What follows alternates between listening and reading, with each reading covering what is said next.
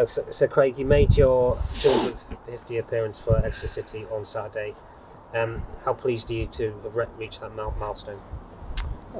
Yeah, before you told me, I didn't have a clue. So yeah, it's nice to have reached that.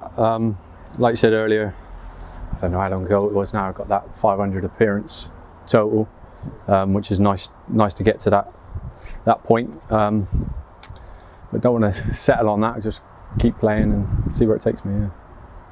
You made your debut for Exeter City at the beginning of the 2012-13 season. Can you remember that game? No. No. It was actually a defeat to Morecambe on the opening day of the season, and obviously lost on Saturday. But there's been a lot of successful moments in between on those 250 games. How would you reflect on your time so far at Exeter in terms of the success? Nearly there, isn't it? Yeah. Reaching the playoffs twice. Just need to get to that next stage really, and then feel that I've achieved something then with the club. I think that's the same with everyone here really. Yeah. Just trying to get to that next stage and move on then hopefully. Yeah. Because when you look at the seasons as a whole, I think there was one where we perhaps flirted a little bit with relegation, but a lot of the others have all been pushing for the playoffs or even involved in those playoffs. So nearly is probably the exact word you.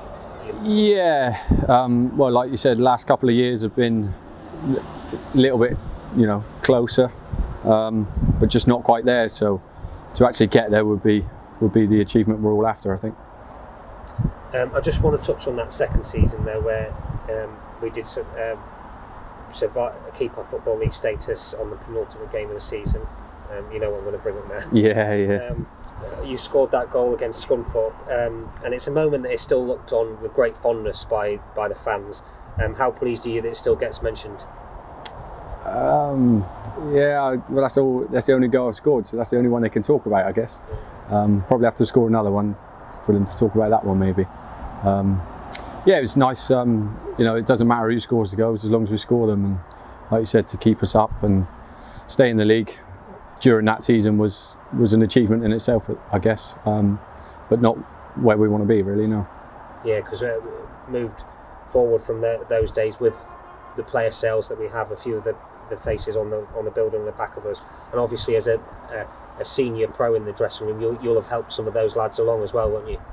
Yeah, it's nice to look at results and see how the boys that have left are getting on, and hopefully they can keep progressing, and it looks good for the club as a whole to producing the youngsters coming through. And there's plenty of youngsters in this side as well, quite a few of them on loan. One of them who praised you when he went back to West Brom at the end of last season, Kane Wilson, obviously come back in as well. How nice is it to have him back in and around the squad? Yeah, he's a bubbly character. He always got a spring in his step, and he's a danger when he's on the ball. So hopefully we can get him on the ball in attacking areas and see what he can produce for us. A couple of other young players come in recently as well, Jaden Brown on loan and Randall Williams. It seems a very youthful squad as well, so with your experience, one of your roles I imagine in the dressing room is just to help them along and teach them what you know from your 600 plus games in the Football League. Well, yeah, I'm always there if they want to ask me any questions or see what I think about things. I'm always there to support them. And they're all attacking players coming in, even though Jaden, I think he's left back, but looks very attacking. So I think the manager's keen to keep driving us forward and take games to the opposition. Are you one of those characters who leads by example as well on the pitch and out in the training ground for those youngsters to learn off? Obviously they can come and ask you questions, but it's about setting exactly that example as well. Yeah, I guess so. Yeah, just try and do things right, really. Got to be as professional as you can be, and if that sets a standard for everybody else, I'm happy to do that. Yeah. We're looking back at your career as well, and we can only find one sending off, and I think only one suspension as well. So that always helps in terms of playing games, doesn't it? Yeah. Once was it a straight red? Straight red. Against, yeah. I'm not sure it was a straight red, but just run us through that moment if you can remember. Yeah, I think I was like last man nearly, sort of thing. Okay. It was a good dive and he got me sent off. So yeah, just the one red card. Done well, I guess, to not receive too many more. You know, this day and age, I think, you know, cards are flying around everywhere, aren't they? So, yeah, it's nice to have, well, it would have been nice to have not been sent off, but it's happened. Like you said, it's part and parcel of the game nowadays, really. And not many, I imagine, bookings picked up for dissent or anything like that? Now and again, yeah, that's it, yeah. Yeah, I guess, you know, slightly lucky with some of them and slightly unlucky with others, I guess.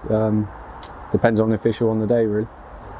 More than 600 Football League appearances, so you've got to be lucky with injury, but it's about doing things right in training as well, isn't it? And looking after yourself to make sure you can play the amount of games that you play. Yeah, now, I guess the older you get, you know, sort of looking after my body a bit more, a bit extra gym work. Bringing a few in with us, you know, doing our little sessions after training and stuff. So, yeah, and like you said, there's a lot of luck, I think, along the way.